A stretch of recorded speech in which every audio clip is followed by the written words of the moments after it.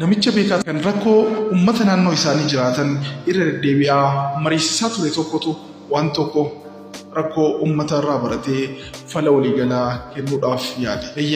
Namoonni hedduun yeroo baay'ee rakkoo wal fakkaataa qabatanii dhufanii irra deddeebiidhaan wayaa fala barbaadu. Haa ta'u malee namichi namoota rakkoo wal fakkaataadhaan irra deddeebi'aatiin booyaniif fala jedhee yaadee iddoo tokkotti akka ta'an godhe. Booda irrattis waa tokko isinitti himaa sirriitti qalbiidhaan na dhaggeeffadhaa jedhee gaafate. Booda isaas namoonni hunduu ta'anii dhaggeeffachuu eegalan. Namichis baacoo hedduu nama kolfisiistu takka itti himuu eegale.